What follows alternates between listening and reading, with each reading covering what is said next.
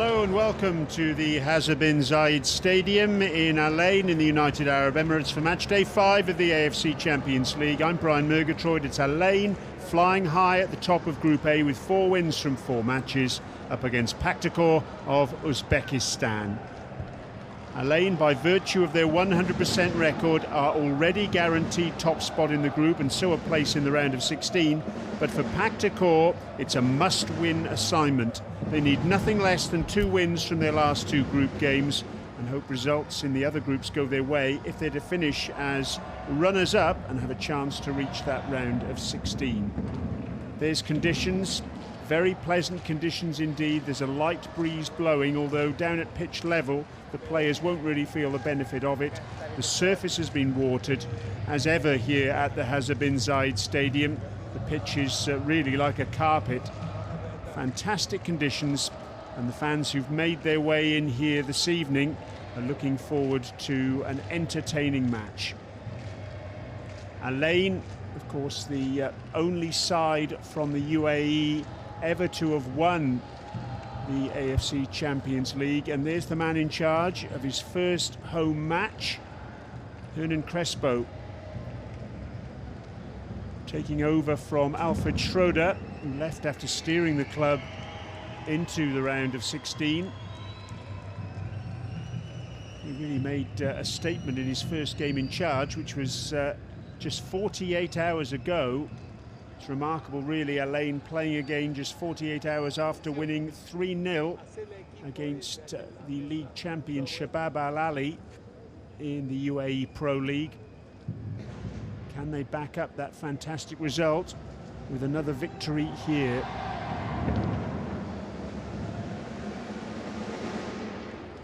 They're in outstanding form, no question about that.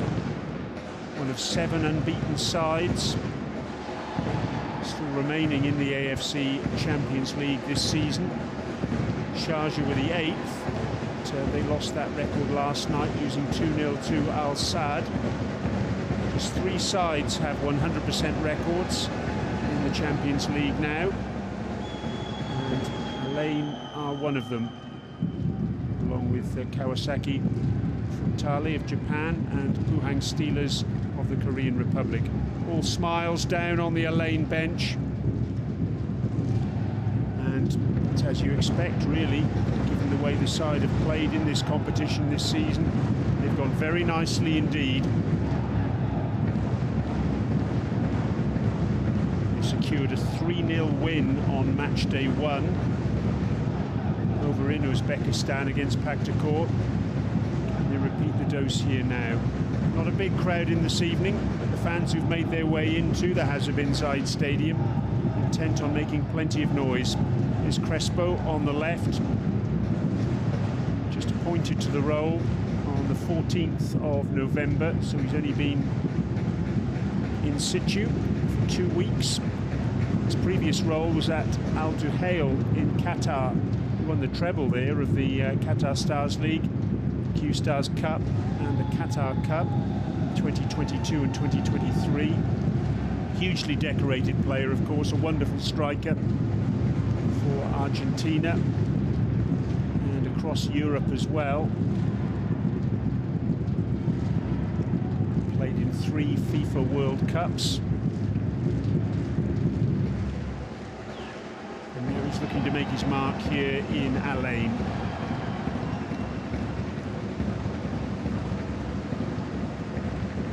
Slightly more apprehensive faces on the Pakhtakor bench. They know tonight is a win or bust occasion for them. They're vastly experienced in this competition.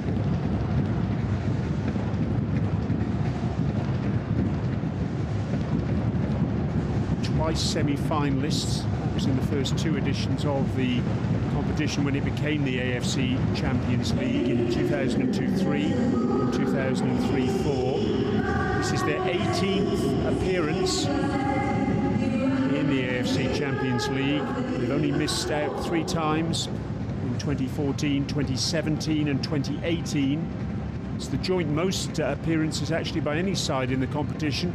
along with Al Hilal of Saudi Arabia.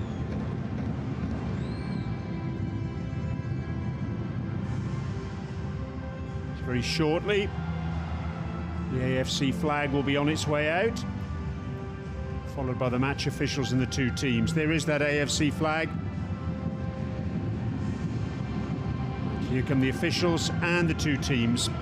Pakhtakor on the left as you look, in the yellow and black strip, and on the right, the home team, Al Ain.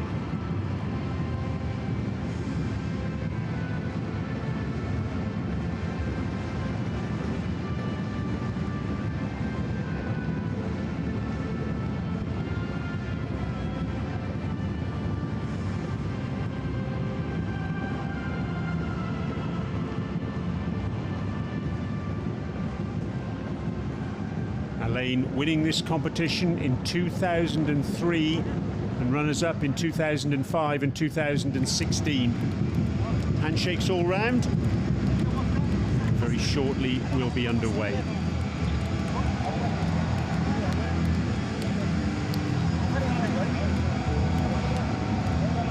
Al Ain then just 48 hours since that league action against Shabab Al Ahly, and Hernan Crespo has well and truly rung the changes. His first home match as head coach, just 3 players remain from the 3-2 win over Al Faya on match day 4 that meant qualification. Number 8, Mohamed Abbas, number 10, Kaku, and number 11, the captain, Banda Alababi. They're the only players left from that match day 4. None of them started against Shabab Al Ahly on Sunday. It's a really exciting look to the attack for Al Ain though. Number 42, Jonatas at 21. Number 70, Abdul Traore, just 18. And number 90, Essa Kalfan, just 20. There's confirmation of our match officials. Adam Mohamed Makadme of Jordan taking charge of his 4th match of this AFC Champions League campaign. He's previously looked after Ahal against Al Faya, Rawa Reds, the defending champions, against Hanoi, and Mumbai City against Al Hilal. 2 captains, Dragan Cheran of Pakhtakor and Banda Alababi of Al Ain.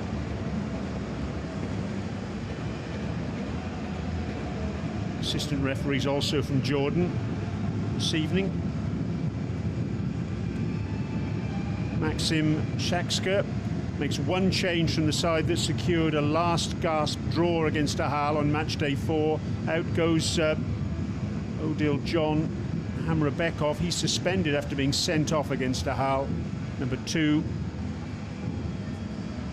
Bekrabek Askarov comes in for his first start of the campaign after 2 brief substitute appearances.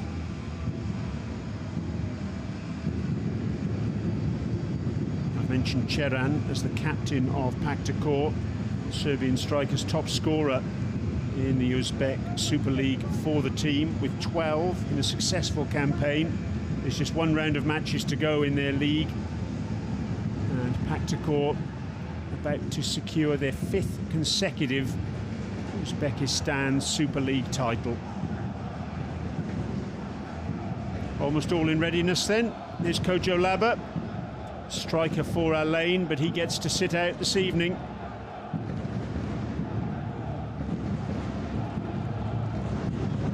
So what can these young charges do this evening for the hosts?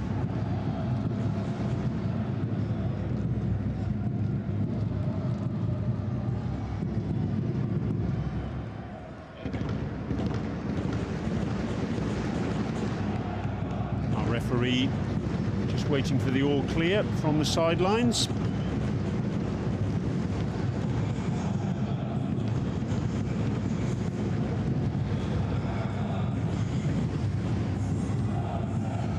Countdown taking place on the big screen, and it's going to be Pakhtakor who will get us underway. They're playing from right to left on your screens in the dark strip with yellow trim. Must-win game then for the visitors.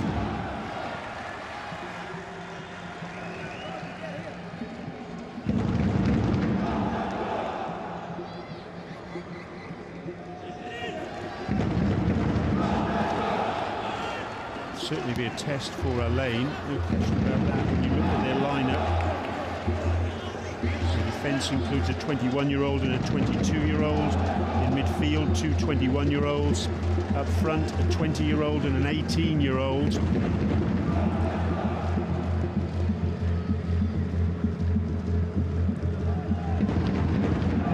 The goalkeeper making his first start in the competition this season as well. Here he is on the ball, Mohamed Bousanda.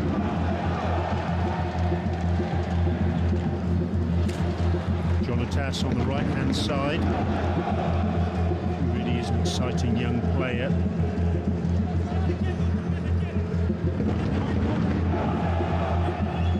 Recently received his UAE passport, the 21-year-old, originally from Brazil. Number 34 there, a touch for Farouk Safayev, the only player for Pakhtakor to have been on the pitch throughout their campaign this term.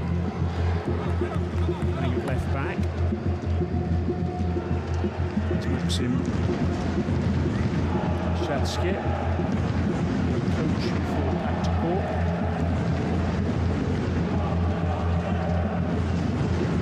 The most decorated players for Uzbekistan. Supervised two successive titles for his team.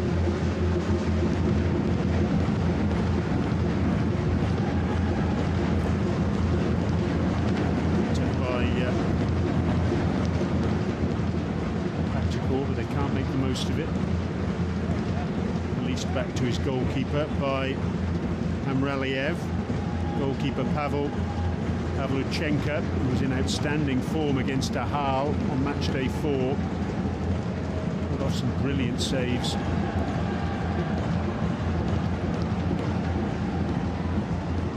And on this near side, Safiev. It's blocked by Jonatas. Safiev again, below our commentary position. Shrugs off Jonatas. Yakinov trying to wriggle clear, not able to do so, but he wins the corner. Hojimat Yakinov.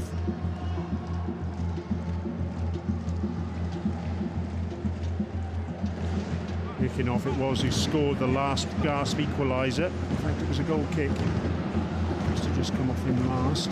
Replay suggested so. Yakinov scoring the last gasp equaliser against Ahal. In theory at least, kept Pakhtakor's hopes of qualification for the round of 16 alive, but it's a very, very tenuous hope, you have to say that. Only the top side in each group is guaranteed progression. Jonatas, chance to use his pace, plays the ball infield, finds Esa Kalfan, who goes down and stays down. Saitov. Pakhtakor can build. Kalfan still down though, and the referee indeed decides enough is enough. Kalfan has just got back to his feet. Let's have a look at the challenge on him.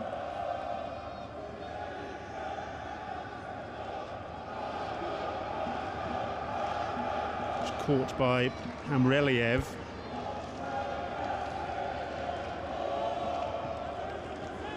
Touching his ankle or his shin there.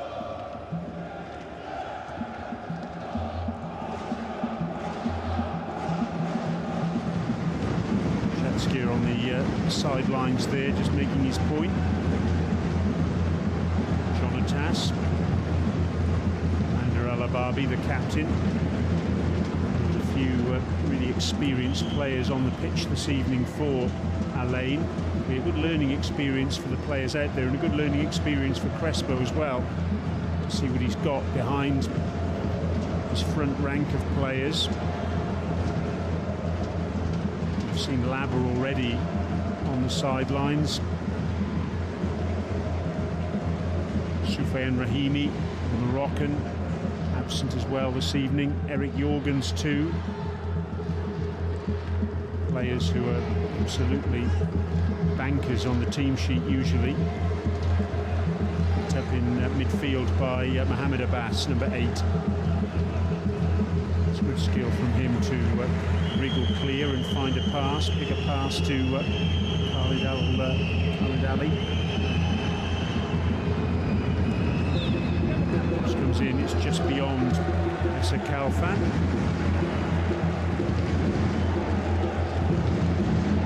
It's Jonatas at the back post.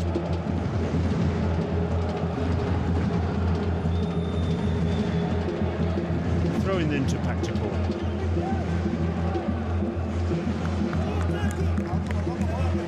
Sheran can't bring that under control. In the veteran class now at 36. His 9th season in Uzbekistan football and his 6th with Pakhtakor. Previously with Nasaf.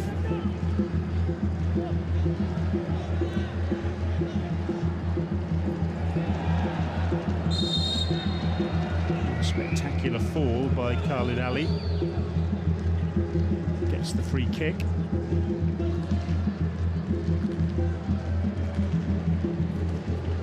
Challenged by Sardor Kojiev.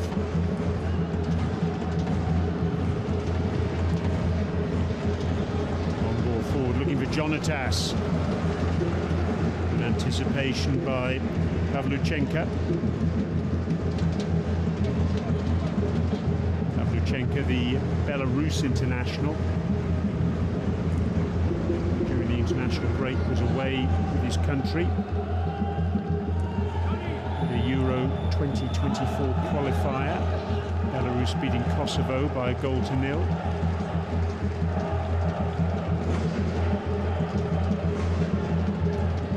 Long ball forward by Amreliev.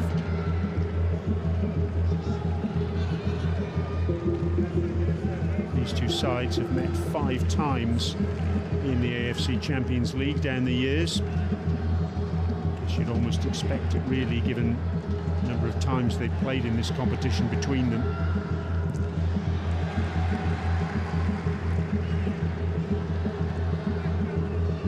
No time for anybody in the middle of the pitch at the moment. Picked up now by Olmatov. Spread out to this near side to Safayev. Chance for a run for Sabir Kojiev. He can't catch up. 5 times then they've met. All of them in the group stages in 2010, February and April. Pakhtakor came to the UAE and won 1-0 and then won 3-2 in the return fixture. It's good to see Sultan Al-Shamsi on the pitch this evening. Just saw him not able to get on the end of that ball. He's making just his 6th start in 3 years at the club. Referee's whistle goes. Free kick. And a yellow card, in fact. Yellow card shown to Asmedinov. Simply didn't anticipate the appearance behind him of Essa Kalfan. In the end, he ended up kicking Essa Kalfan rather than the ball. So, Asmedinov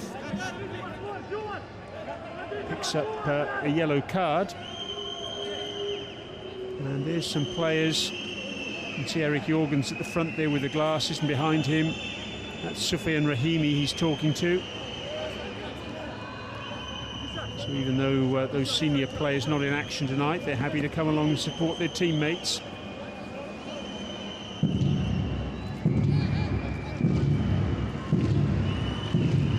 Free kick then for Alain. And Bandar Al-Ababi will take it. Just over 10 minutes gone. He's going to whip this one in with his right foot. 6 players in and around the penalty area for Alain. Punched away at his near post by Pavlyuchenko. First corner of the evening incoming. Good pace and good whip on that. Good height as well for the goalkeeper and a comfortable save. This is the modern way with goalkeepers, preferring to punch rather than catch.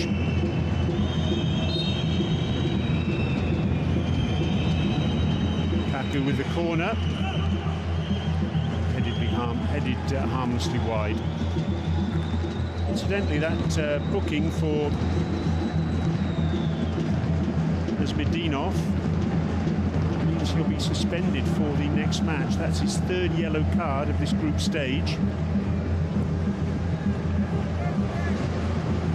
That's a suspension that Pakhtakor can certainly do without. He was also yellow carded on match day 1 and indeed match day 4.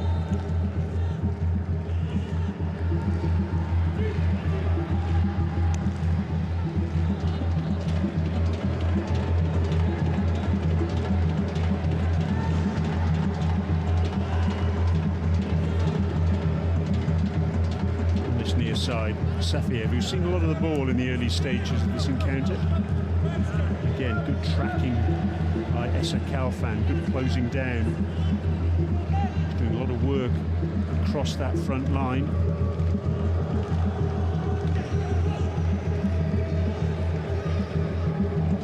Long, hopeful ball, but in the end, far too long.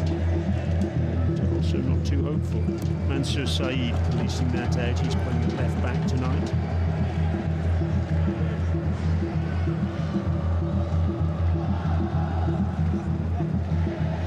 His first start of the season. He's made 3 substitute appearances in all competitions prior to tonight. Picked up by Ahmed Abbas.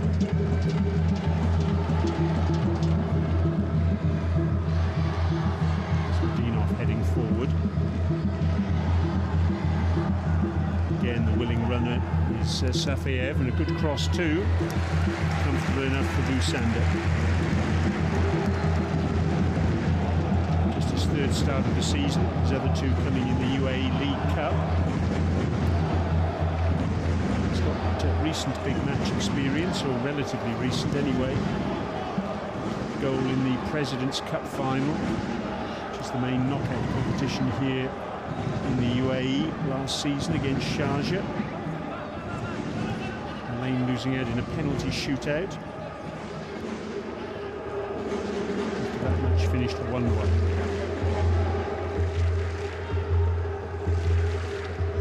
Khalid Ali. Jonatas. To slide the ball through to Esa Kalfan, who's still going. Good save in the end by Pavlyuchenko. It was a really terrific run. High pace from Esa Kalfan.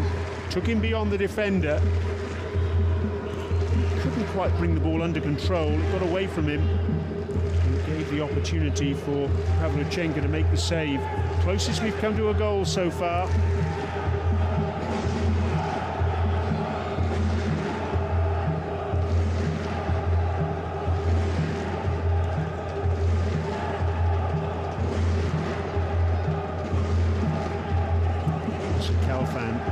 Came on as a substitute against Ahal on match day 2 in the last 10 minutes, and you know, quite easily he could have had a hat-trick. He did pick up a yellow card on that evening as well. Just the way everything happened to him apart from finding the back of the net. Safiev forward to number 28, Olmadov.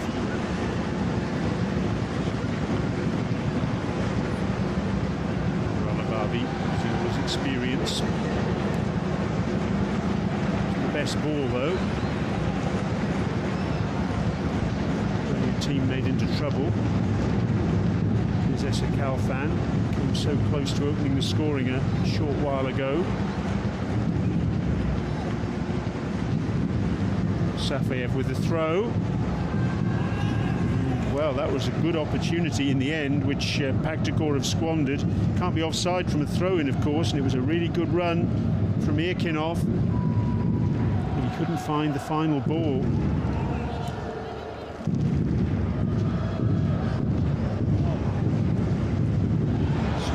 Shamsi gives the ball away. Cheran with the shot. And it's in! The flag's gone up though. Busander made the save. It was Irkinov who followed up. The referee's assistant raising the flag on that far side to indicate an offside. Let's have a look from this angle.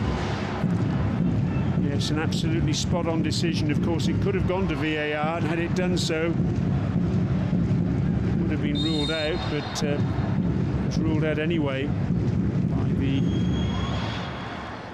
excellent spot by the referee's assistant on that far side. Elaine holding the line just about. And two players for Elaine colliding with each other there.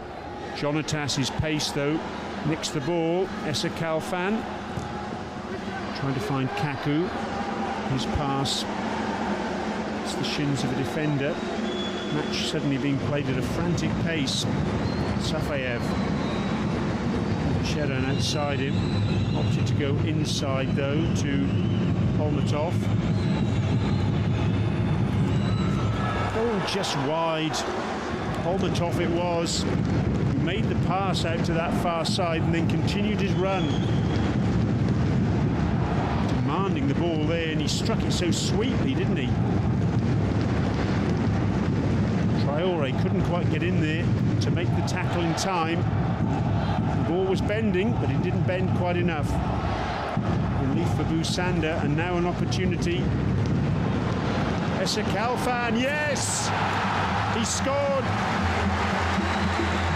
Tremendous goal. Brilliantly set up though by the captain, Bandar Alababi. A slide rule pass, and the young striker, who, as I mentioned earlier, came so close to scoring a hat-trick on match day 2. He finds the back of the net on match day 5. What a fantastic ball that was. A brilliant run by Essa Kalfan. And a cool finish, sliding the ball under Pavlyuchenko. Goalkeeper not sure whether to stick or twist. He started to come, hesitated, and Essa Kalfan took full advantage. And there's his appreciation of the skipper's ball. And appreciation too from the master on the sidelines. Kojo Laba, he knows a thing or two about finding the back of the net.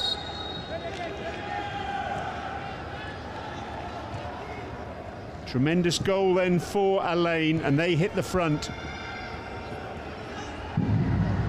Essa Kalfan, just saw him there as the game restarted. He looked cool as a cucumber, but I can assure you, inside, he'll be feeling fantastic. And a yellow card's just been shown there.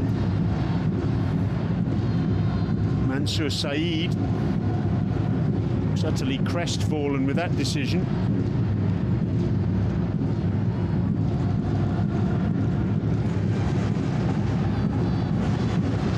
This is why referee deeming that a late challenge on Turgunboyev, and a malicious one too. So, one player apiece on a yellow card now. It's Medinov for Pakhtakor, and now Mansour Saeed for Elaine.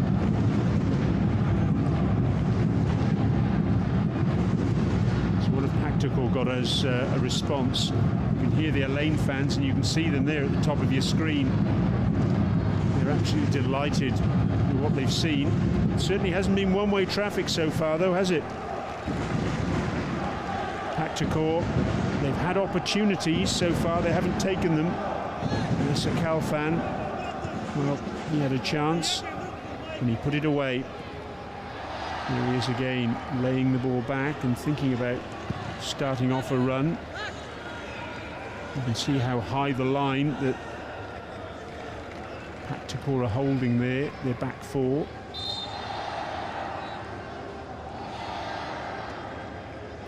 Al-Shamsi.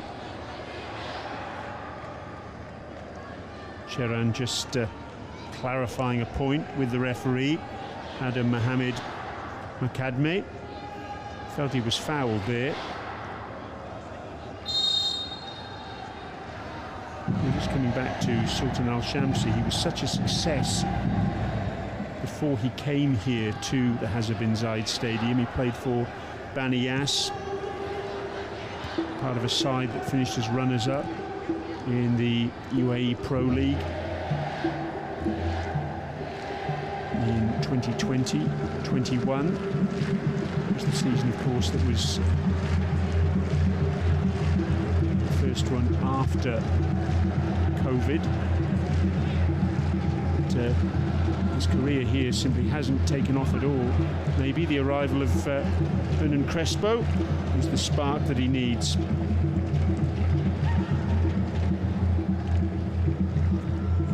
Alababi, goal creator.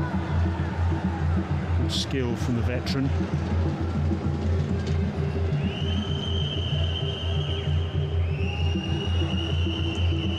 Mentioned in the head-to-head that these two sides met in the group stages in 2010. Pakhtakor winning both those games. 2015 they also met in the group stages. Alain winning away by 0-0, and here they finished 1-1. And of course there was that result earlier in this campaign, a 3-0 win to Alain.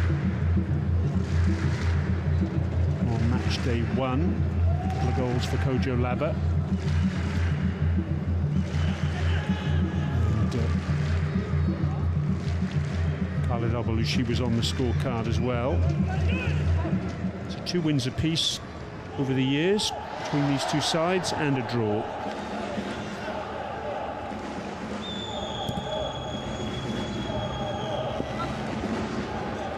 Miscontrol by Khalid Ali Al-Balushi.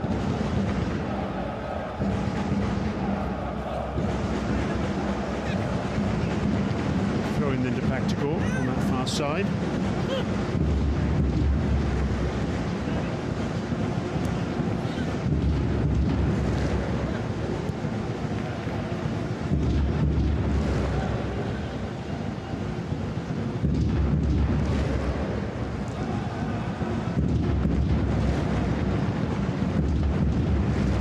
Over halfway through the first half.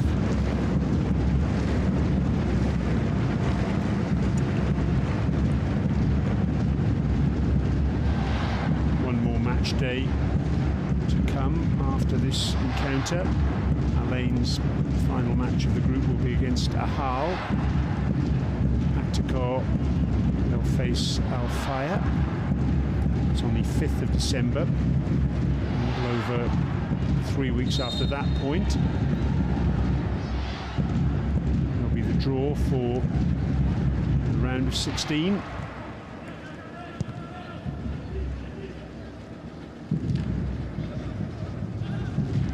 Those round of 16 matches will take place after the AFC Asian Cup wraps up in Qatar.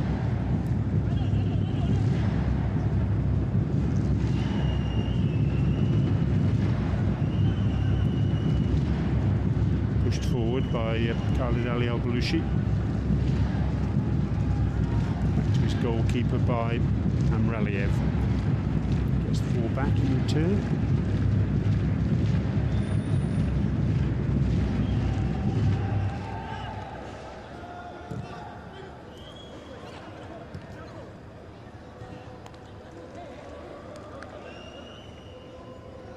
This venue, the Hazza bin Zayed Stadium, opened in 2014. A lovely venue for passing. It's a foul, surely it has to be. Kaku wanted the foul, but then the challenge coming in from Mohamed Abbas. And that's the point that Bandar Alababi is making. He thinks Kaku should have got the free kick before that. A few tempers frayed out there. Let's have a look here now. It's Kaku's gone down rather theatrically, it has to be said. It didn't look from that angle as though he'd been touched at all. Let's see if we can see anything more clearly here. Well, it's the merest of touches there, isn't it? From Asmedinov. That was anything but the merest of touches on Irkinov. And now another free kick. Cheran, the man brought down. Mohamed Shakur is the man found guilty, just bundling the veteran Serbian striker down. Saw a little earlier that Cheran was demanding a free kick for a very similar challenge. And he's got one now, despite the shake of the head from Crespo on the sidelines. The only problem that Pakhtakor have got here is that the free kick is so close to the edge of the area, it's going to be very difficult for whoever takes it to get it up over the wall and then down under the crossbar. There are 4 players for Pakhtakor around the ball, who I wonder is going to have the final say. Cheran certainly fancies it. He's got a lovely touch from this sort of range.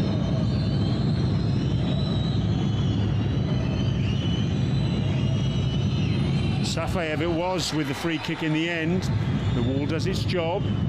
Ball's not clear yet though. Comes back in. Hooked clear by Kaku. And then put behind by Mansour Saeed. Put out of play anyway. A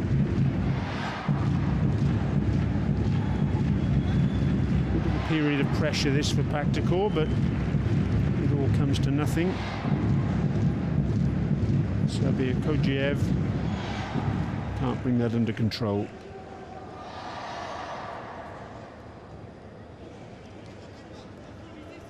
Maxim Shatsky on the sidelines, looked pretty impassive below his cap there. I'm sure he'll be frustrated that his side have had, well, a few decent opportunities so far, but they haven't been able to take them. Haven't been clinical enough in front of goal.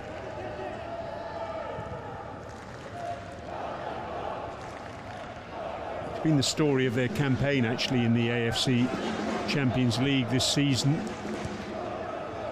They've just scored 4 goals in 4 matches, and 3 of those came in the home fixture against Ahal in a 3-0 win. They drew a blank against Alain at home and away at Al Fayr. And then of course there was that 1-1 draw against Ahal in Turkmenistan on the previous match day.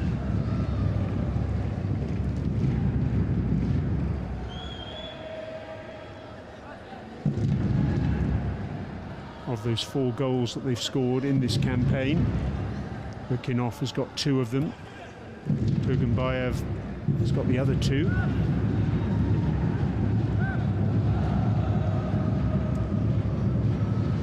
Smedinov goes all the way back to Pavlyuchenko.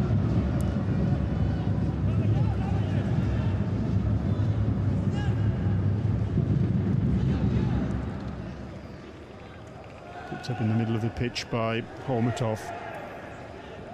Yet again the willing runner on this near side is Safayev, and he's continued his run now. But Alababi anticipates the situation extremely well.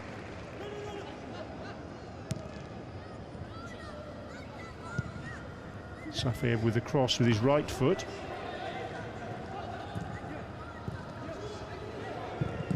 Shot coming in from Holmatov. Down goes Sabir Kojiev rather theatrically. Just can't get it clear at the moment. Alain. Jonatas, who he's done really well there.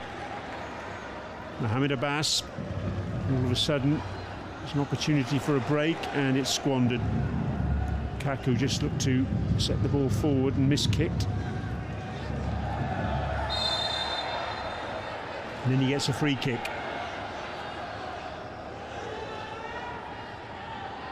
Turgenbayev not too impressed with the decision. Let's see what happened here.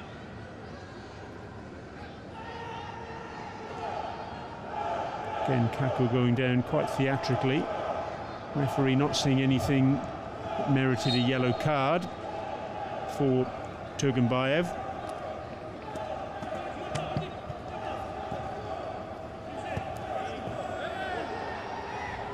Good flick from Jonatas, gets Asakalfan away. Jonatas continuing his run, trying to put pressure on Asmedinov. Well, that's a nice bit of skill from Pavlyuchenko. Real composure within his own 6-yard box under pressure. Again, this is really good pressing though from Alain, pressing high up the pitch, and they've won the ball back.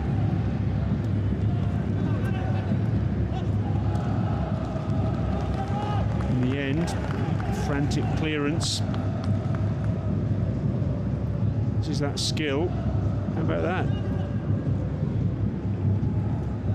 That's composure for you.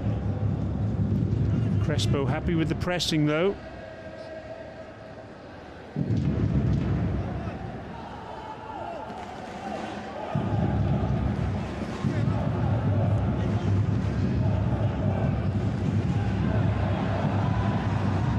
Sheran doing some pressing of his own.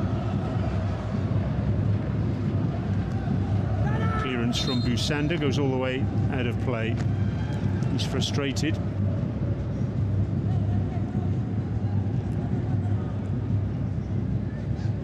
He's had to be patient and wait a long time for his opportunity, Busanda. Khalid Essa, very much the #1 goalkeeper here at the Hazza bin Zayed Stadium. Over 300 domestic appearances that he's made.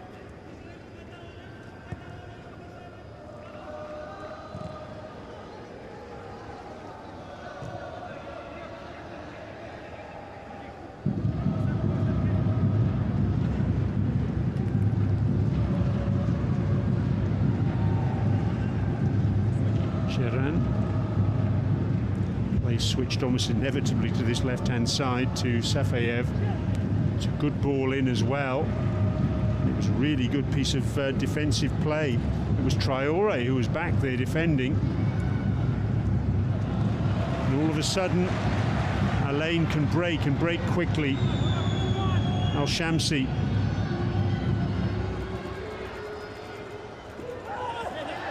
He feels he was fouled there. It was a good bit of defending in the end though. It was Hamreliev. Just wouldn't take a backward step. Al-Shamsi just thought about going inside. It was shoulder to shoulder between attacker and defender. And in the end, Al-Shamsi just lost his balance.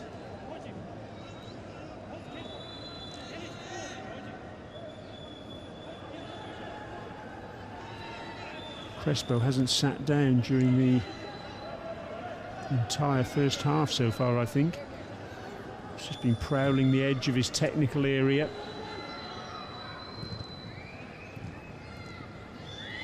He's inherited a side that is playing pretty well.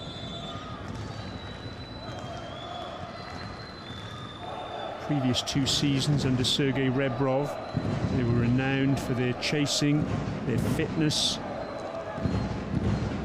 and the goals they scored. They came so close to the perfect season last term after winning the league the season before that. Last season they finished runners-up in the UAE Pro League and were runners-up in 3 cup competitions, the Super Cup, also the League Cup and the President's Cup. And they lost each of those cup finals to Sharjah, finishing just 3 points as well in the league, behind Shabab Al Ahly, the league champions. So as I say, it was so close to the perfect season, and in the end, they ended up with nothing. Referee gives a free kick. Sultan Al-Shamsi acknowledges that he committed that foul. Saitov was the man who was impeded. Asmedinov. Again, under real pressure. Asakalfan is penalised.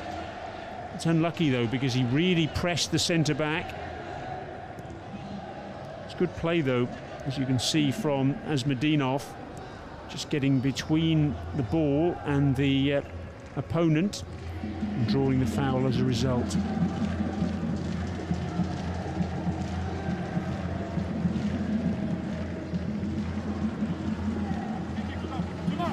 Good ball forward, picked up by Holmatov.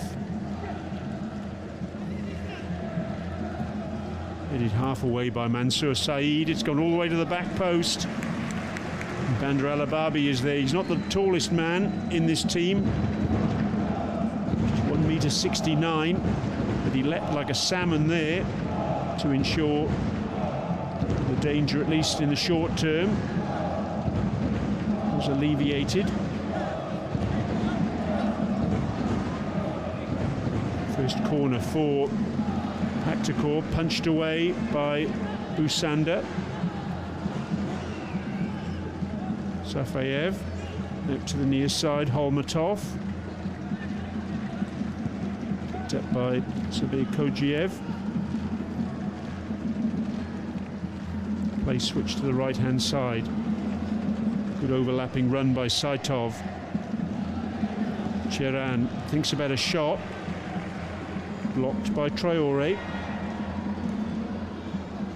Jonatas and Bandar Alababi combining to get the ball away.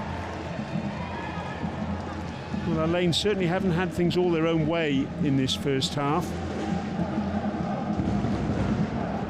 The difference between the sides has been the clinical nature of Al-Ain taking one big chance that they've had.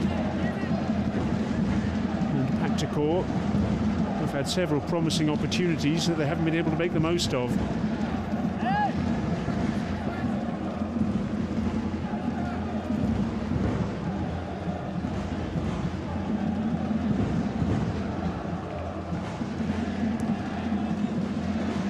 Just about 7 minutes of normal time remaining at the end of this first half.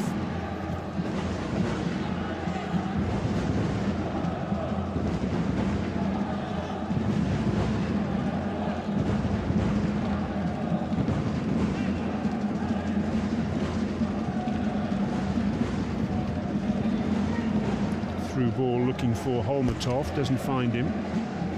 Well anticipated by Mohamed Shakur.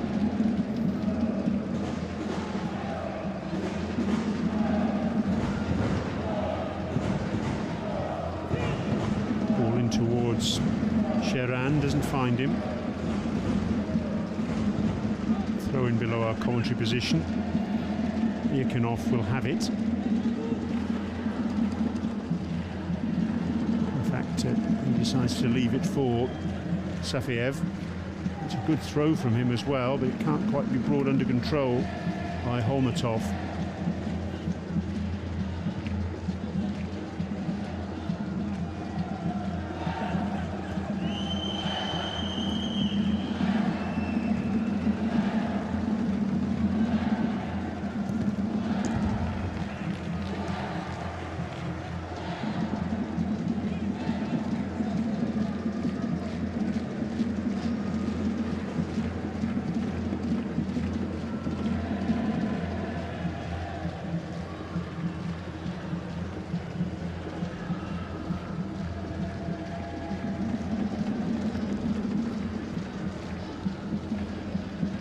Shamsi does very well there.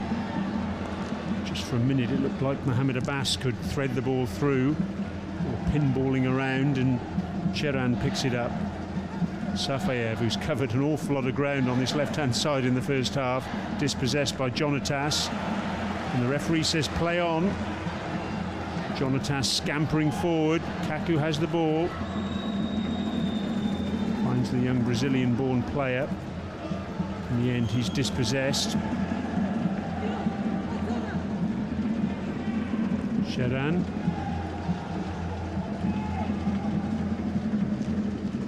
Saitov.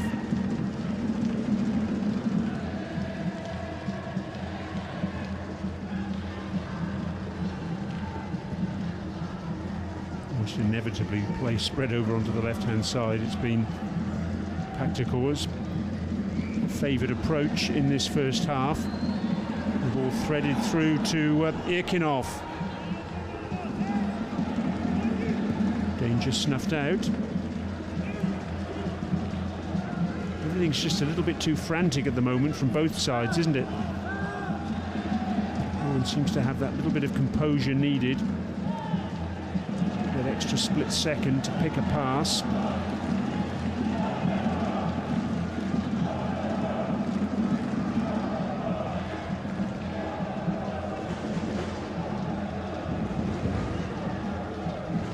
Kuganbayev inside to Sabir Kojiev. Up by number 20, Irkinov.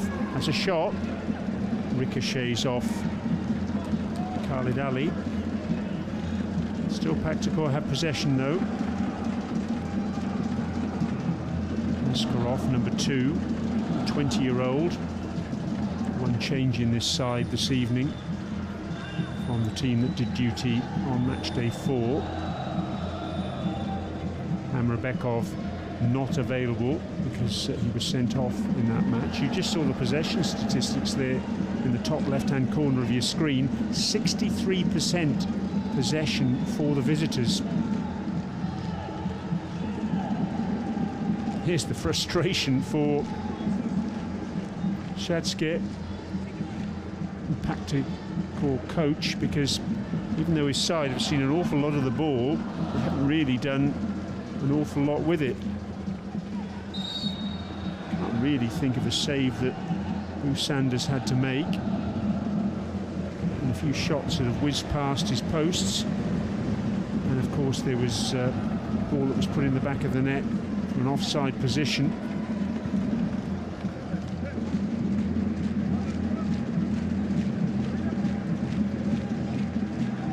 Plenty of food for thought there for Pakhtakor coach as he goes about getting his thoughts in order towards a half-time team talk. I'm sure there's going to be an awful lot of time added on at the back end of this first half. Just about kept in by Al-Shamsi.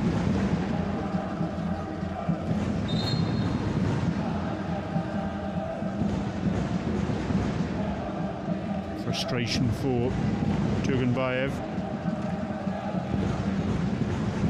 Frustration for Pakhtakor on the basis of what we've seen so far.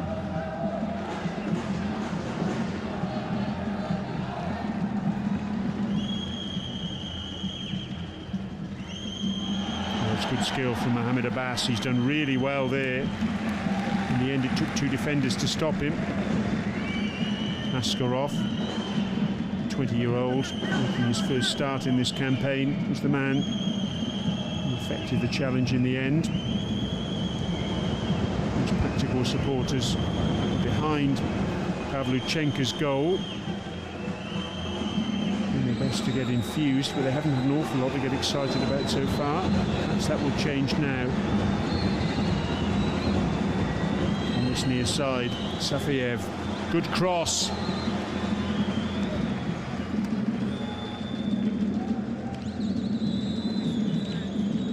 Olmatov it is who's down, clutching his face. Got men forward here, did Pakhtakor. Just overran the ball a little bit, did Olmatov. Was just ahead of the ball and had to lean backwards just a fraction. And colliding as well with Khalid Ali.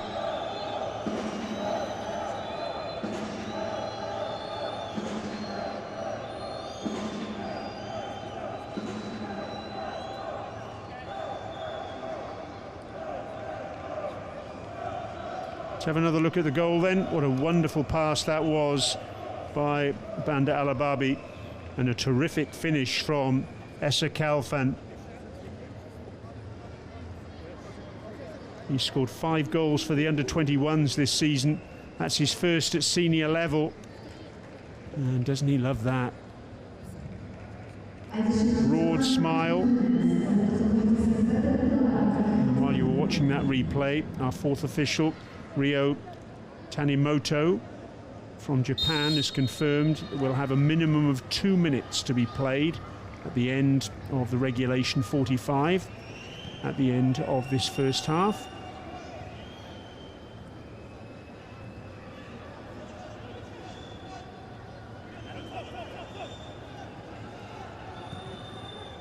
Very much business as usual for Al Ain so far, despite the much changed outfit. Now Shamsi going down. Feeling that Amraliev had the shirt off his back there, making that point to the referee.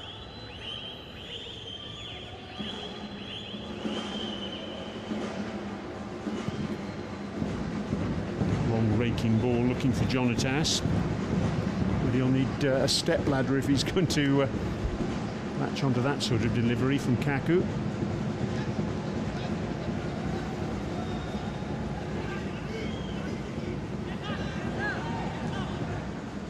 Nicely done by Askarov.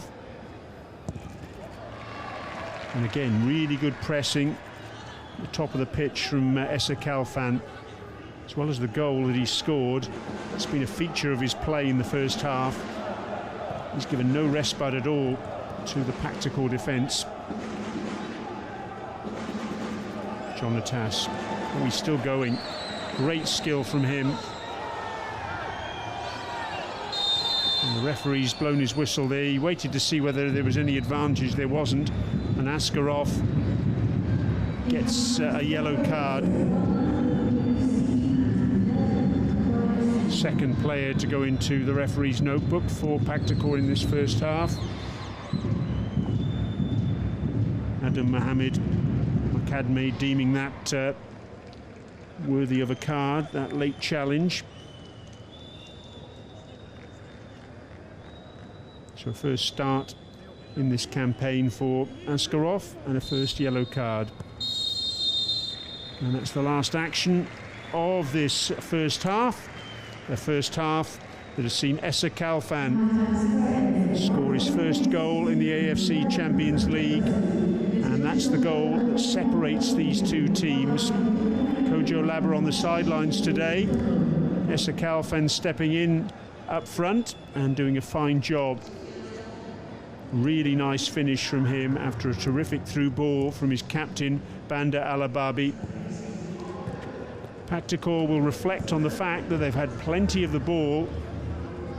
They've dominated possession and they've had promising positions, but they haven't really tested Mohamed Bousanda in the Al Ain goal, making his first start in the AFC Champions League this season. 8 changes for Al Ain from the side that did duty on match day 4. But despite that, they're looking good at the moment for what would be a 5th win in a row in the group stages. Already through, of course, to the round of 16. And Pakhtakor, well, they have to win tonight in order to have a chance of joining them. Half-time then at the Hazza bin Zayed Stadium, and it's Al Ain 1, Pakhtakor 0.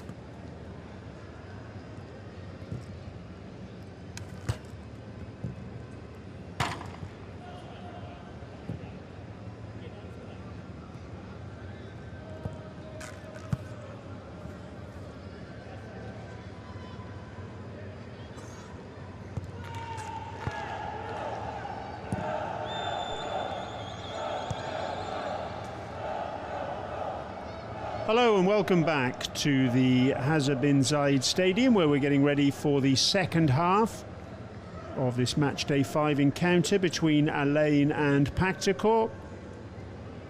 Al Ain leading by a 0-0 thanks to Essa Kalfan's goal on 18 minutes. There he is, getting ready to return to the fray. Really well taken goal off the back of a fantastic through ball by Banda Alababi, his captain.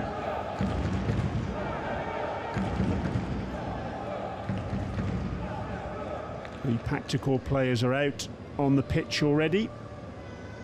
No changes from them at half-time. Captain Dragan Ceran, the Serbian, just having a chat with our referee for the evening, Adam Mohamed Makadme from Jordan.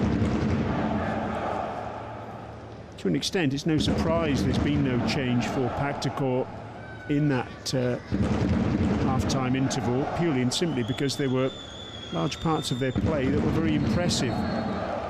Some of their build-up was very good indeed. They just weren't incisive enough. Test Mohamed Boussanda in goal for Al Ain anywhere near enough.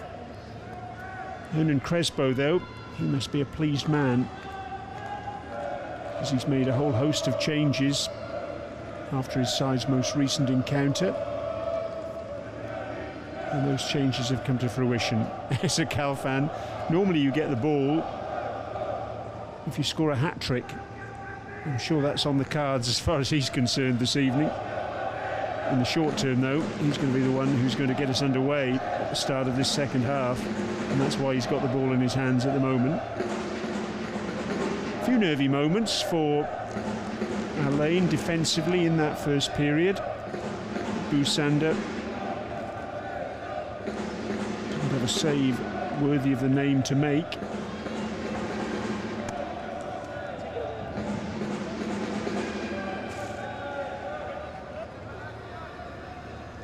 Waiting for one player by my count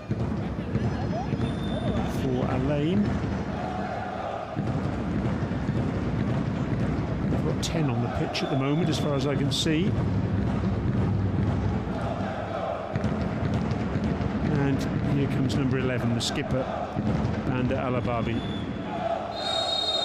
With his appearance, we can get started. Al Ain then get us underway at the start of this second half, almost a collision at the back. Lane playing from right to left on your screens in the predominantly white strip. Played 4-1-4 so far, and looking to play 5, win 5 by virtue of this evening's action. Saitov goes down under challenge, and that's the first free kick of this second half. It's bundled over by Sultan Al-Shamsi.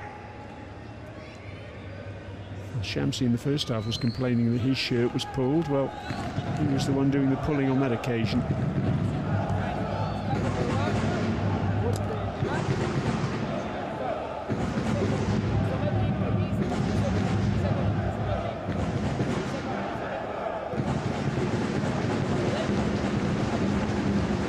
What can Pakhtakor do then, just to see if they can find a way through this young and inexperienced defence? Yes, there's Banda Alababi on the right-hand side, but Khalid Ali, 21, Mansour Saeed, 22, players with not a great deal of experience at this level. And you look into the midfield with the likes of Jonatas, 21, Mohamed Abbas, 21. It's a very young side. Abdul Traore, 18, Issa Kalfan, 20. So far, they've fully justified Crespo's faith in them. Crespo, in his interview to broadcast media before the match got underway this evening, said they fully deserved, all the players out on the pitch, the opportunity that they're getting tonight.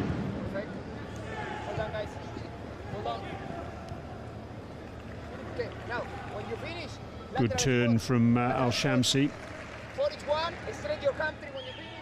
And Reliev doing the defensive tidying up.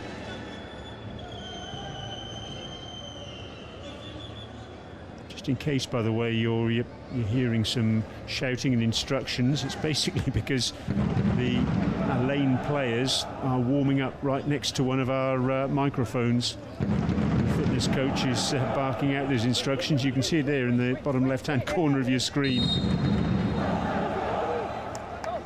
Free kick to Pakhtakor. Amraliev goes back to his goalkeeper.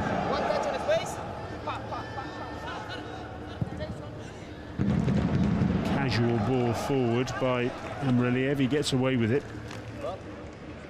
Throw on this near side. Saitov will take it.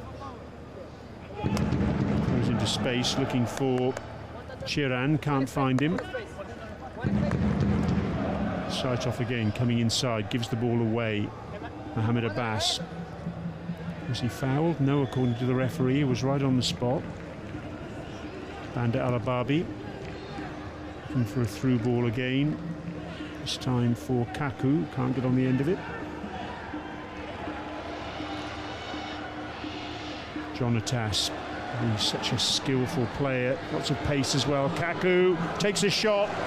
Was always going over the angle of post and crossbar, but it was created by that man there, the opportunity, Jonatas.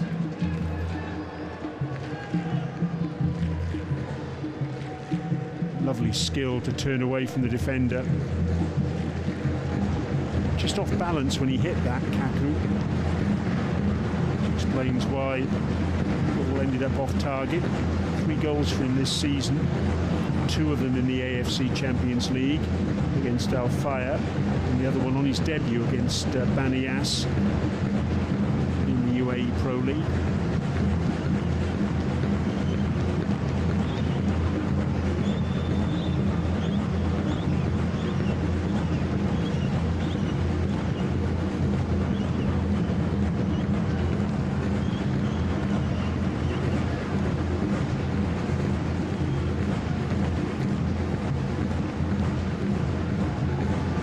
How long it will be before either coach decides to roll the dice, make a change, or make several changes.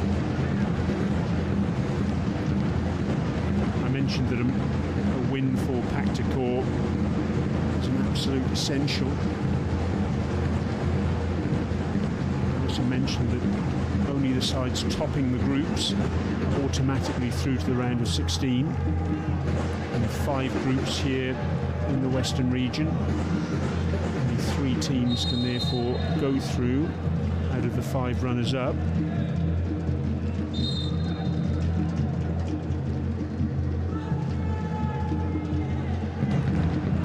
Chiran just getting a little shove in the back from Mohamed Abbas. Chiran continues his run. The ball's just got away from him though. Nice little build up that. Sabir Kojiev. Little flick from him, but the ball just skidded off the turf. The pitch did get a little bit of a sprinkle during the half time. So the pitch will be a little bit slick. Coming back to that point I was making about sides finishing as runners-up in the group stages. At the moment in this group, Pakhtakor are in second place in the group. They've got 4 points. Looking at the other groups in this region, second place side Sharjah 8 points, Sepahan in Group C 10 points, Navbahor, fellow Uzbekistan side 10 points in Group D. 8 points for Persepolis in Group E. So anything less than 2 wins for Pakhtakor to take them to 10 points, and you'd say they've got absolutely no chance at all of finishing as one of those top 3 runners-up.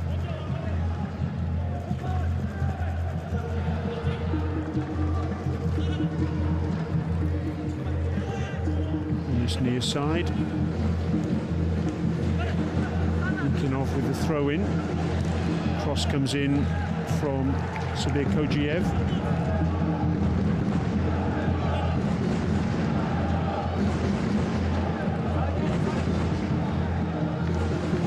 Picked up by number 2, Askarov. From Raliev. Askarov again. It's his second AFC Champions League campaign with Pakhtakor. 2022, he was an unused substitute in 4 matches. Still very much wet behind the ears in terms of experience. Chance for a run now on this near side. Irkinov, good skill from him, and then the ball just gets away from him. Looks as though he had the beating of Mansour Saeed there.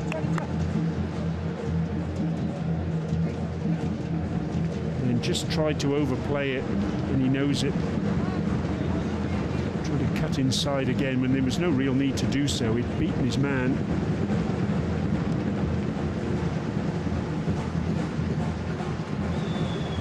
Banda Alababi, good run.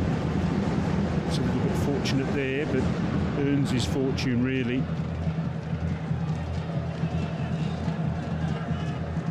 Mansour Saeed.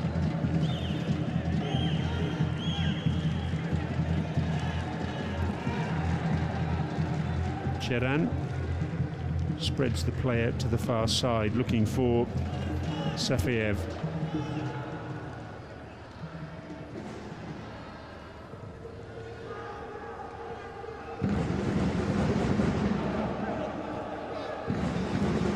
Saitov,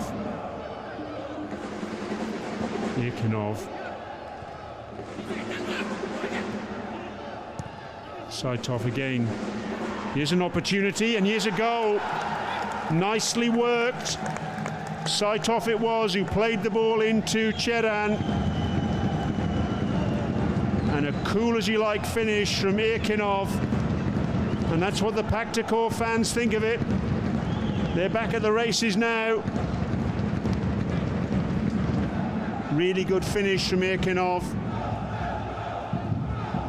It's his 3rd goal of this campaign, but a nicely worked goal it was too. Lovely first touch that from Cheran. Irkinov finding space for himself, and easy as you like, passing it into the far corner, past Busanda.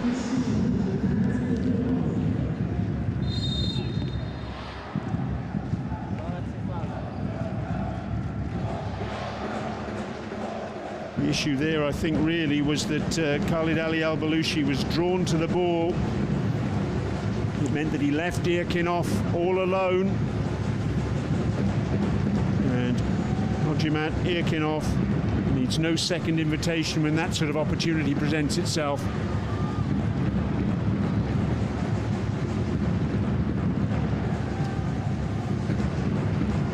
So Pakhtakor back on level terms, and you have to say on the balance of play, it's no more than they deserve. Free kick now, after that challenge on Esa Kalfan.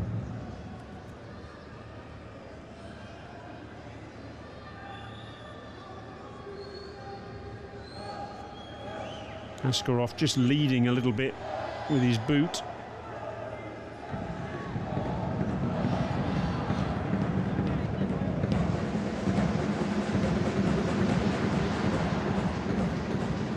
Maxim Shatskip doesn't look a happy man on the sidelines, but I'm sure inside he'll be reasonably content with what he's seen at the start of this second half. Esa Kalfan's back to his feet, and nice to see no hard feelings between the two players.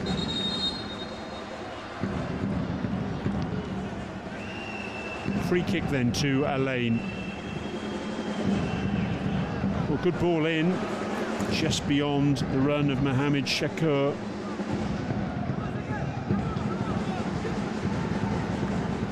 This match now very much up for grabs. Long ball forward to Cheran, brings it under control nicely. Good cut back too. Khalid Ali gets the ball away, but the flag's gone up on this near side. Wouldn't have counted, there was an offside.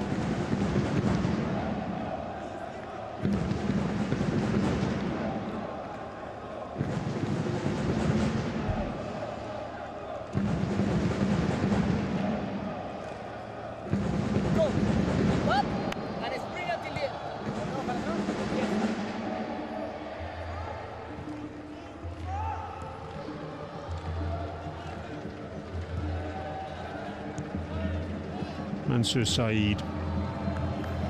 Errant ball from him. You can see the urgency with which Shatskip gets the ball back into play. Attempted cute flick from Cheran, doesn't come off, but he gets a second bite at the cherry. Goal scorer, Irkinov. Cheran tries to spread the play over to the far side and does so. Pakhtakor looking dangerous now. Corner conceded by Mohamed Shakur. Alain just under the cosh here a little bit. It's a good opportunity for Crespo to see what they're made of, these young players.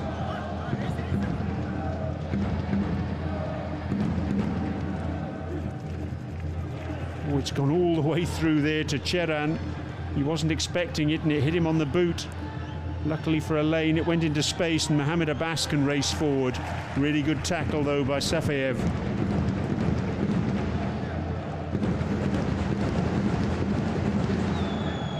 To time that perfectly, and he did so.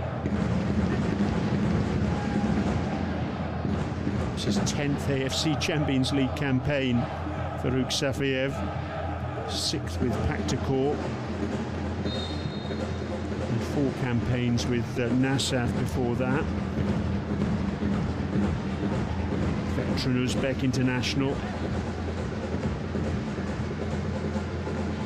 His international experience, in fact, includes the AFC Asian Cup in 2019 here in the UAE.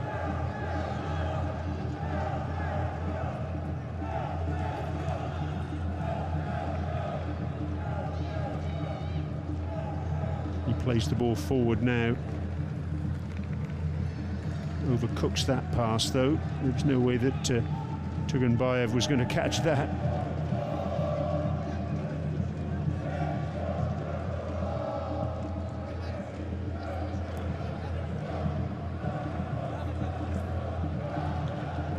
Looks as though first changes in fact of the evening are being contemplated by Alain. Looks like Matthias Palacios is going to come on, and also Josna Lulendo. Again, 2 young players. Palacios getting a new lease of life under Hernan Crespo. Very much frozen out under Alfred Schroeder. And there's Lulendo getting a few tips from his fellow striker and a man who certainly knew where the back of the net was, Hernan Crespo.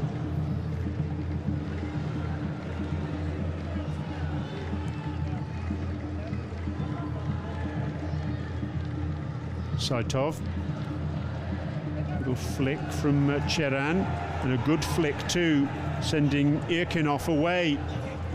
Oh, it's lovely skill from him, and he scored! Oh, yes! He's got 2, Pakhtakor have got 2, and they've come from behind.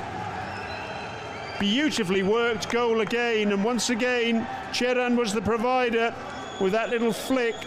But you have to say it was all Irkinov with a wonderful run down the right-hand side, at pace, checking back to fool the defenders.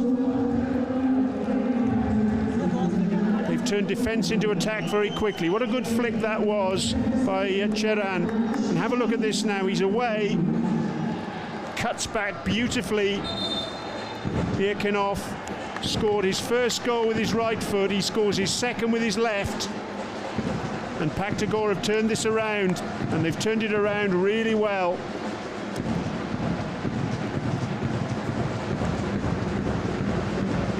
Mansour Saeed committed to the challenge, and Irkinov, oh yes, celebrates with the Pakhtakor fans,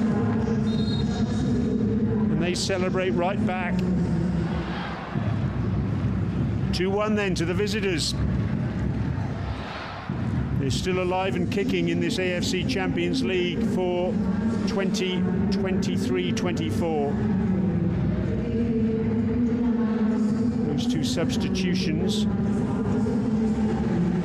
for Alain substitution were made during that break in play. We'll confirm for you in a moment who's gone off. Pakhtakor coming again though.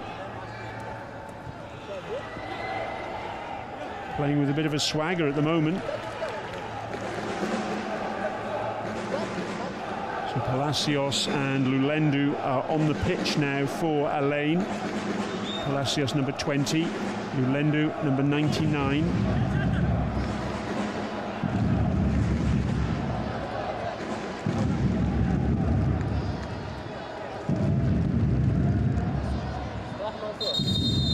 There is Lulendu, just 19 years of age, and there's Palacios, he's 21. He was very much a part of the furniture last season, Palacios, but as I mentioned, didn't get much of a look in at all with Alfred Schroeder. He's getting a chance now though, under Schroeder's successor Crespo. Palacios 2 starts this season and he scored in both games. League Cup quarter-final and round 8 of the UAE Pro League. There's the opening goal of the evening. Essa Kalfan slotting home after a terrific through ball by his captain Bandar Alababi. There it is, just beyond the defender, and a cool finish from the young striker, 20 years of age. But here's the equaliser for Irkinov. Saitov with the ball in, Sheran with the first time pass, and Irkinov cool as you like.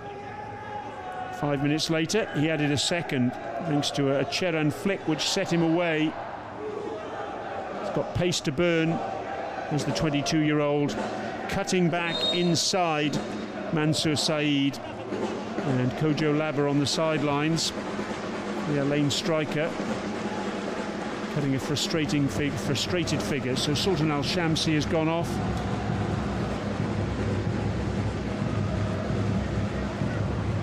Confirmation of Lulendu and Palacios on the pitch now.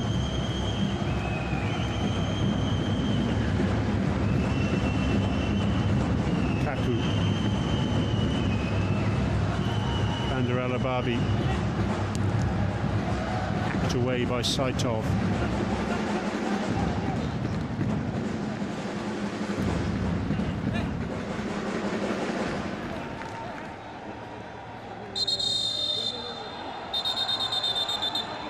Referee having to intervene. There's some tempers frayed out there.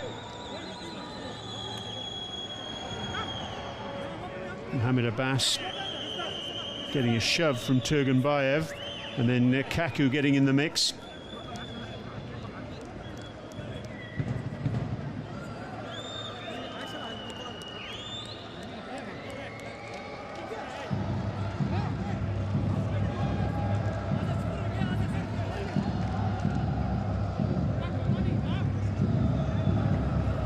So Kalfan, the other player to have gone off, in addition to Al Shamsi.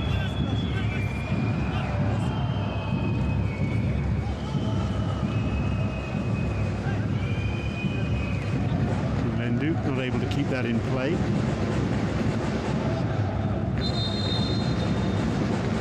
Another change now coming for Alain. Mansour Saeed going off, and Khalid Hashimi, UAE international defender, coming on in his place. He'll slot in at centre back.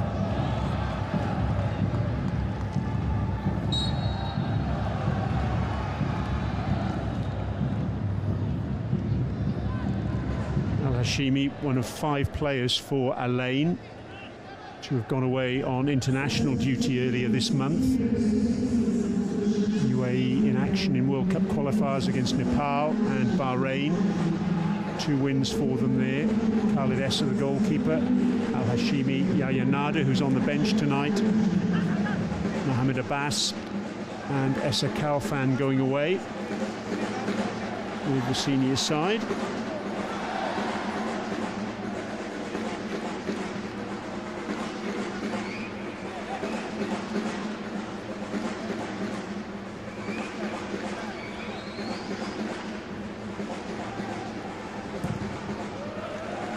Attempted cross from Turgenbayev, wins the corner.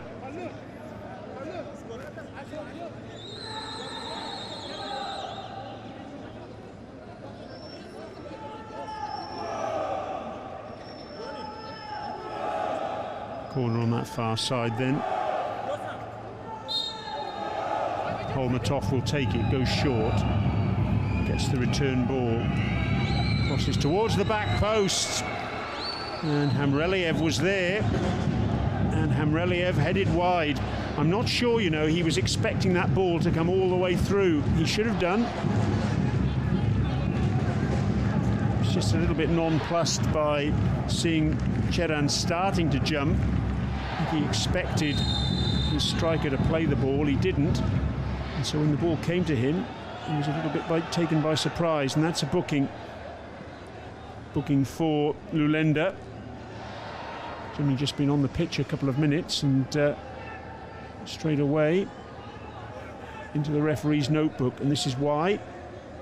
Clattering into Safayev, late challenge, and the referee deeming that a bookable offence.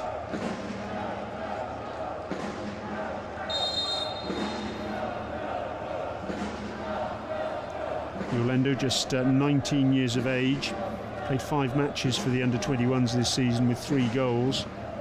He's got 3 senior goals this season as well.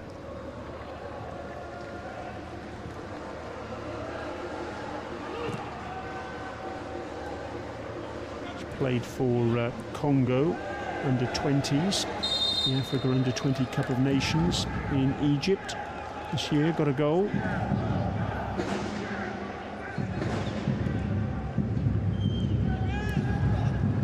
Also played for the under-23s at the under-23 African Cup of Nations in Morocco. Very highly thought of. Fast track towards the first team. On the ball now. Bounces off the challenge. Gets the ball back to Kaku. Whips in the cross. And a good save at his near post from Pavlyuchenko. Jonatas made the run. It was Jonatas who almost got the touch. Palacios was there as well, of course. Referee's assistant flagging against Pakhtakor there. This is why. Foul challenge by Turgenbayev. It was a good save at his near post by Pavlyuchenko. Lovely ball in from Kaku. Palacios couldn't get there. I'm not sure Jonatas got a touch in the end. This angle might show us more. No, I don't think he did. If he did, it was just a graze of the shin. Pavlyuchenko, who's been in good form in this AFC Champions League campaign, making the save and shoveling it round past the post. Free kick then for Alain. Kaku will take it. He's going to whip it in with his left foot.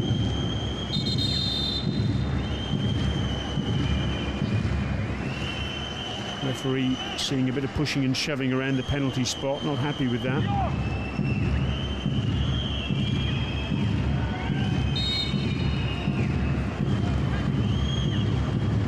Whipped in indeed. Oh, what a good save. Terrific stop. It was Khalid Al-Hashimi who got the header in. And Pavlyuchenko, terrific one-handed save. It really was. The substitute leaping highest. I'm not sure it would have counted because Jonatas was just straying into an offside position. So a free kick's been awarded, but of course Pavlyuchenko wasn't to know that when he made the save.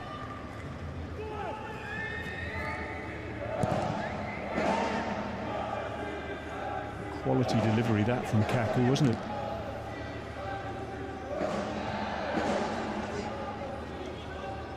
A couple of assists for Cheran, who lays the ball back.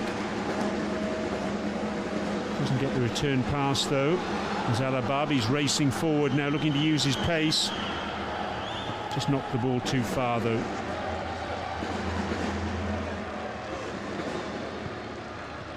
Frustration for him, frustration for Alain in this second half. The match has turned completely on its head. Although the warning signs were there in that first half.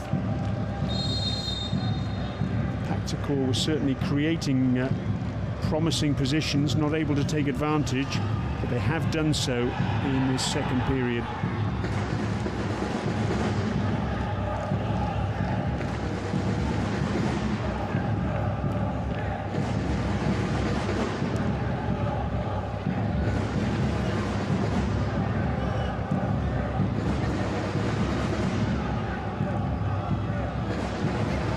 Palacios flicks the ball inside to Luendo. Jonatas battling away. Put out of play in the end by Saitov.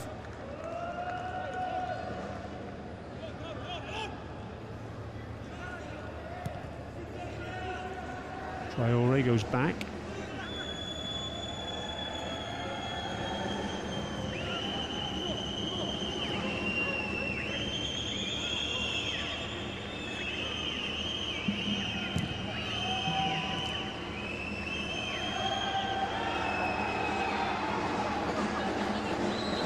Safayev, good cross just beyond Cheran. So much good stuff has come down that left-hand side for Pakhtakor this evening.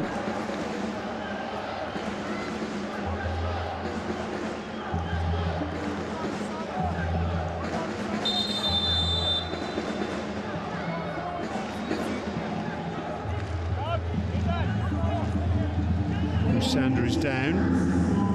Looks as though he's going to need some treatment.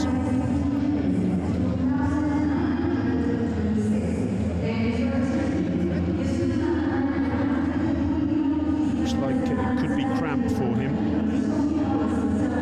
This was the catalyst for it, I think. Just clutching the back of his left leg. You can see that's the hamstring area.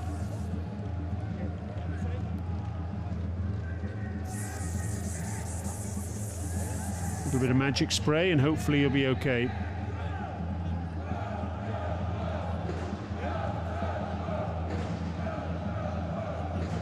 Plenty to ponder for Hernan Crespo.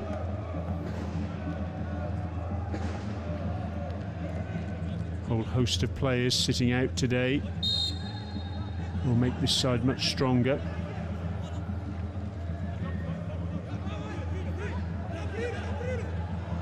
Still no changes for Pakhtakor. We've got 10 players on the bench that they can call upon.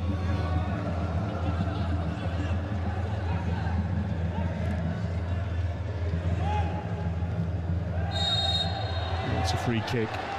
And Alababi frustrated, he's been penalised, but I have to say, with the naked eye, it looks as though that was a shove in the back. And the replays confirm that. Turgenbayev taking a tumble.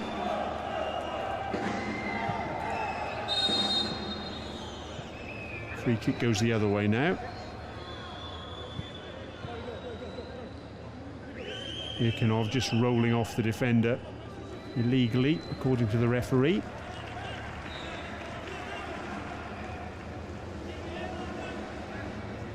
Looks as though a couple more changes are coming for Alain. You see a couple of replacements racing back to the bench. We'll wait to see who will come on for the hosts.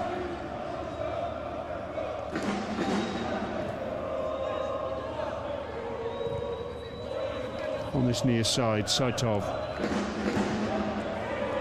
played forward for Irkinov to run onto. He loves this. Oh, good save, Busander. Beaten away, it was Turgenbayev at the back post. Once again, it was Irkinov causing real problems, and he's at it again now. He can pick a pass. Oh, yes. 3-1. Cheran. Cute little flick from him. And surely that's all 3 points for Pakhtakor now. They never cleared the danger, Alain. And it was Irkinov again, who was in the right place at the right time. He picked his pass perfectly. And Cheran, the marksman supreme for Pakhtakor, makes it 3-1. Let's have another look now. Ball played inside. Irkinov getting the ball across.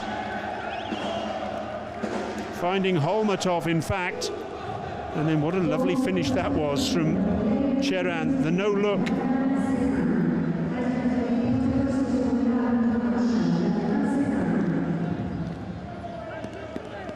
The outside of his left foot. It's all smiles for Pakhtakor. And it's 3-1 to the visitors.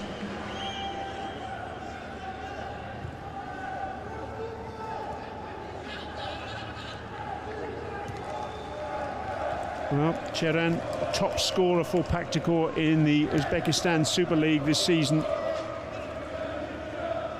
And he's on the mark very nicely indeed tonight.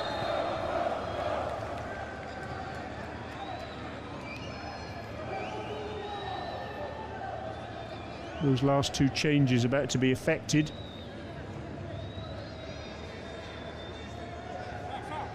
By Alain, Azim Abbas and Fala Walid waiting to come on. Azim Abbas, just 18 years of age, but he's made his UAE senior debut this year.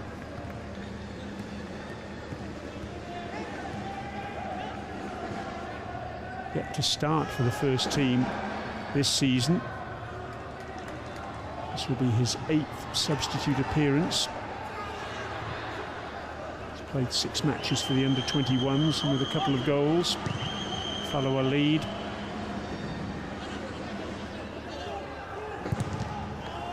In 14 out of 16 matchday squads for Alain this term. And this will be his 11th substitute appearance. So here are the changes. Mohamed Abbas going off.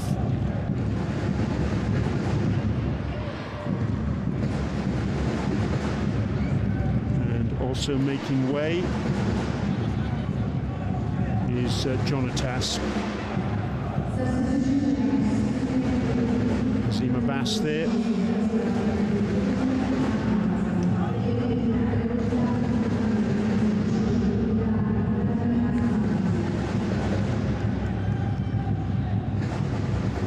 fact, it's not Jonatas who's going off, it's Abdul Traore. So all 5 changes made now for Alain. In stark contrast to Pakhtakor, who are yet to alter their lineup. Confirmation in the top left-hand corner of your screen of those changes. So the last roll of the dice for Hernan Crespo. But Alain, you have to say, look a beaten side now. And it's no more than Pakhtakor deserve, really. They bossed possession in the first half. Didn't make the most of that, but they certainly have in the second half, no doubt about that. You can't quite say it's been one-way traffic, but it's certainly been an impressive display, albeit against a very inexperienced Alain team.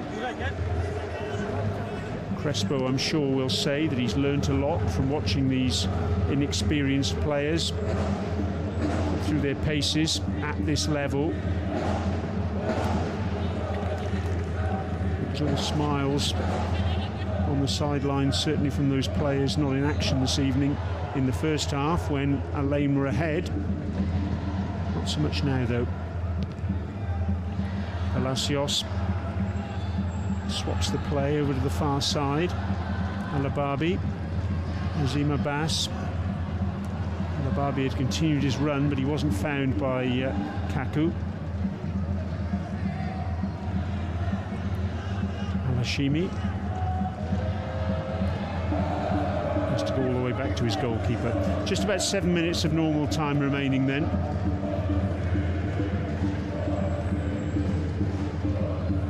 And a crucial 3 points on the way for Pakhtakor as they attempt to sneak into the last 16. A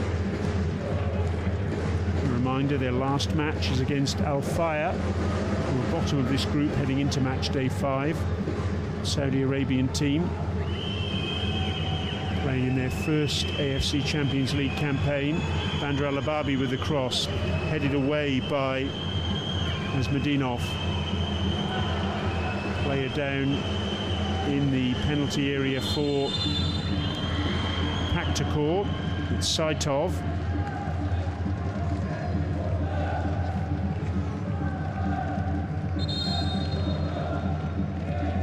It's going to require some treatment. This is why he's down.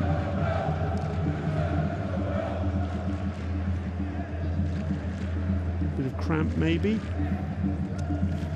Didn't look as though Mulendo had trodden on his foot at all. Pakhtakor fans, they were making plenty of noise even before a ball was kicked this evening. Now they're in absolute transports of delight. One of the joys of being in the United Arab Emirates really is a country where a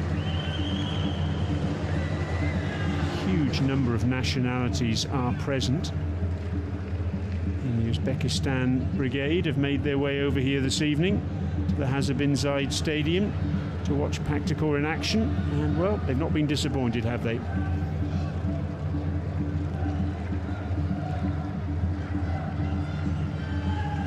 Saitov had to be off the pitch, having received treatment, but he's back on again now.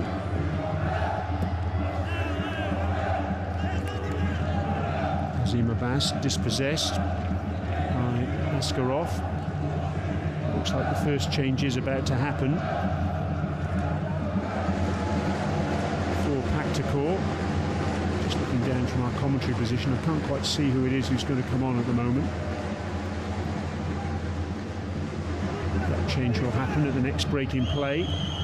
Bandar Al-Ababi with a cross towards the back post. Jonatas couldn't quite get up high enough. Flag was up though anyway, so it wouldn't have counted.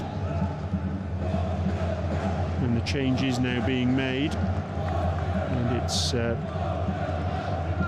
Hamdamov who's going to come on. And Irkinov, scorer of 2 goals, creator of the third. A well-deserved sit-down for him. Terrific performance down the right-hand side. He really has terrorised the Al-Ain defence, particularly in the second half.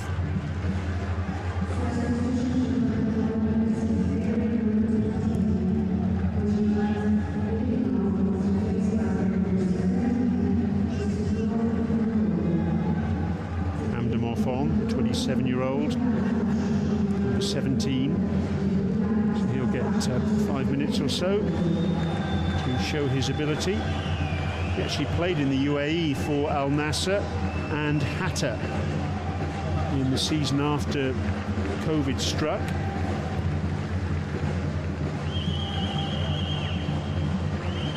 So no stranger to this country and indeed this stadium.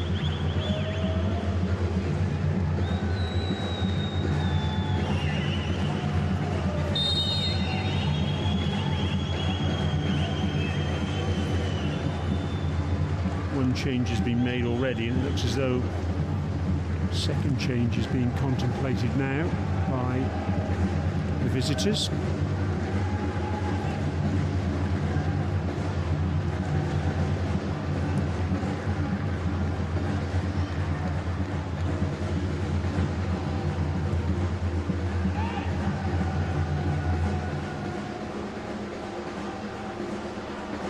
Azim Abbas dispossessed.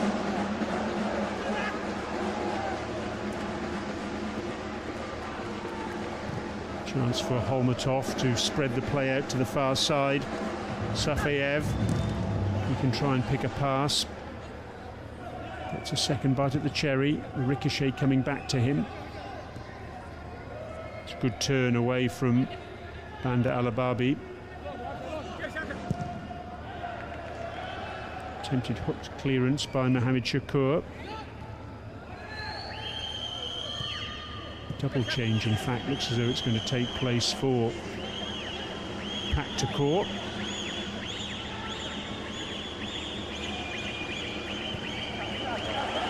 And it's nicked away by Hamdamov on this right-hand side, the substitute.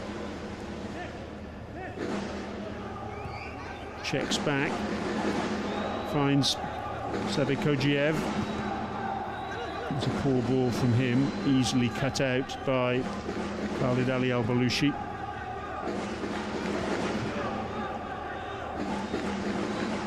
Pakhtakor is going to be one of the players who's going to come on, number 11. And it looks like Urinboyev is also going to take his place on the pitch.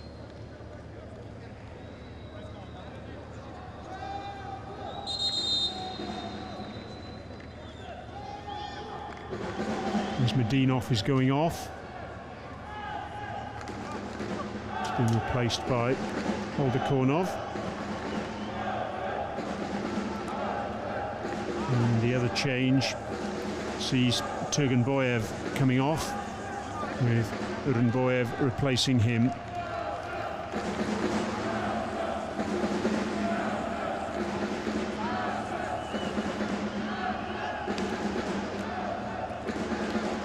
Mohamed Ali Urinboyev, number 6, just 18 years of age, his second substitute appearance in this campaign.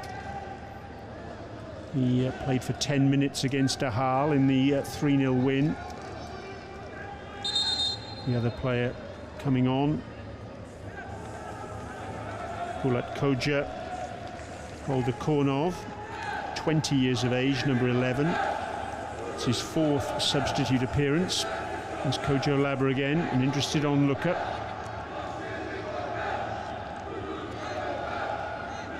Pakhtakor made one start in this year's campaign against Ahal in that 3-0 success.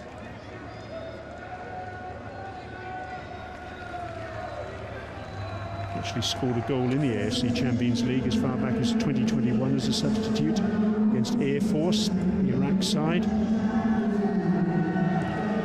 To added time now, though, so it's going to be very difficult for anyone coming on to make much of an impact.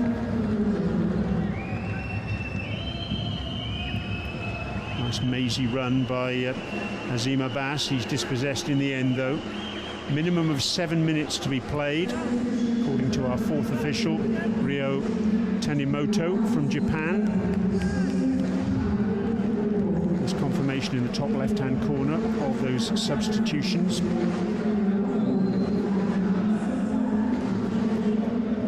Al-Hashimi tidying up. Nice ball inside to Fala Walid. And Alababi missed the last 2 UAE Pro League matches through suspension, so a good workout, a good run out for him tonight. Lane, in fact, their next match isn't until the 5th of December, which is the final group game for them against Ahal. The next in action domestically on the 9th of December against Kalba, away from home on the East Coast. And it just took too long there, didn't he? Azim Abbas just tried to almost dribble the ball into the net rather than have a shot.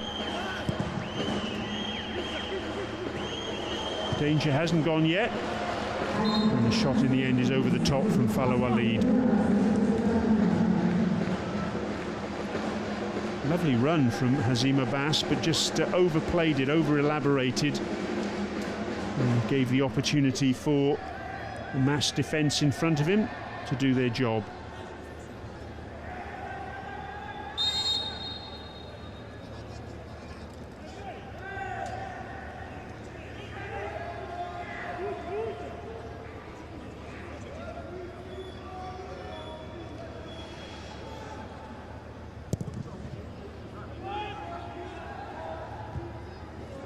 Pakhtakor, twice semi-finalists in the AFC Champions League.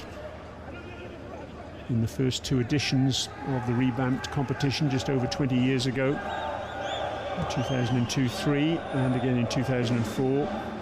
Quarter-finalists twice, in 2009 and 2020.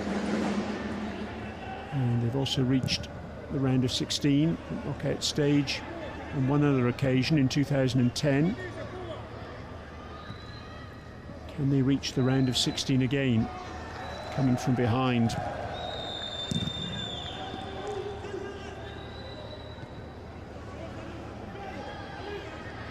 Asking a lot of them after they lost their first two group matches, 3-0 at home to Al Ain and 2-0 away to Al Fayha. Since then, a 3-0 success at home to Ahal, a 1-1 draw away at the Turkmenistan side, and now this victory, albeit against a weakened Al Ain team.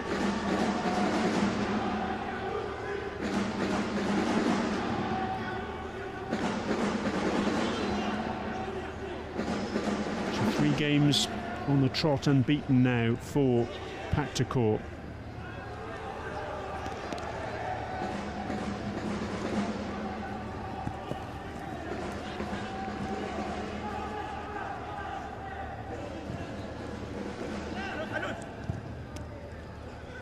Safiev on that far side.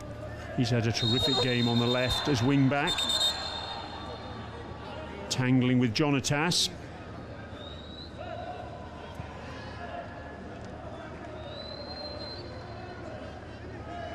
Good battle between those two there. Almost a bit of WWE thrown in at the end for good measure.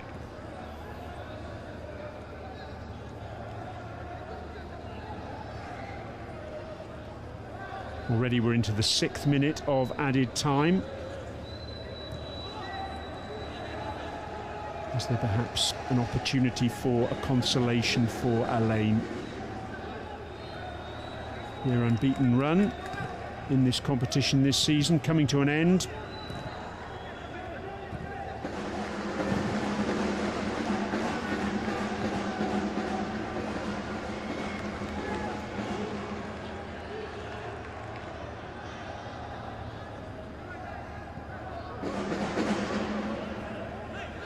Good battling by Pakhtakor.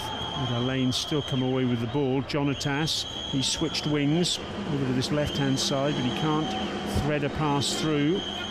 Gets the ricochet and gets the ball back, but then he's tackled unfairly, according to the referee. Holmatov it is, who bundles into him.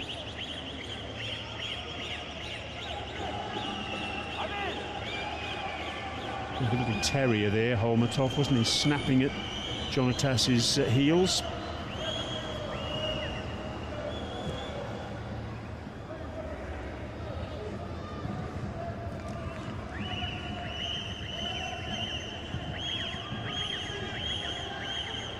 So the 4th goal in this for Pakhtakor.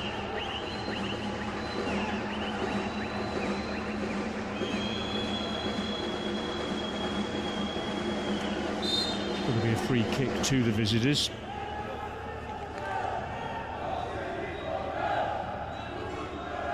Foul by Fallow Walid.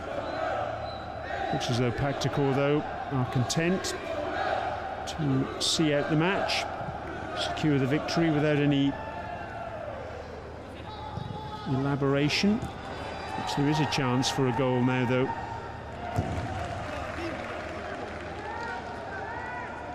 Good challenge in the end by Mohamed Shokur, but he concedes the corner.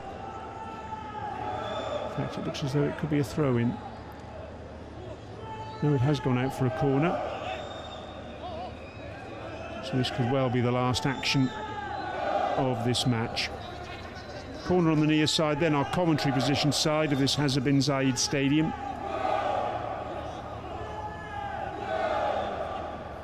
Is there a final flourish for the visitors, I wonder?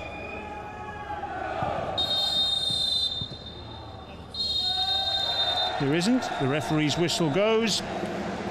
Adam Mohamed Makadmi draws the match to a conclusion, and it's an excellent victory for Pakhtakor, which keeps alive their slim hopes of qualification for the round of 16. It was a game of two halves, really. Alain, they were the ones who scored first in that first period. Essa Kalfan, a terrific finish after he was played in by Banda Alababi. But Pakhtakor came storming back in the second half. 2 goals for Hojimat Irkinov, the first with his right foot, the second with his left in the space of 5 minutes. And then that man there, the veteran, Dragan Cheran, the Serbian striker, finished with a really cute shot with the outside of his left foot after good build-up play on the right-hand side. Satisfaction for Pakhtakor. They've come up against an understrength Alain side, playing just 48 hours after a victory against the defending champions in the UAE Pro League. But all the same, a win is still a win, and it's given them an opportunity, albeit a slim one, to get through to that round of 16. They acknowledge their supporters. Frustration for Alain, though, the end of their unbeaten run. It was played for, won for prior to this evening, and now they've got a loss against their name. Satisfaction, though, for Pakhtakor, and it's a well-deserved win for the visitors from Uzbekistan. Hope you've enjoyed the coverage here from the Hazza bin Zayed Stadium this evening. It's finished. Alain 1, Pakhtakor 3.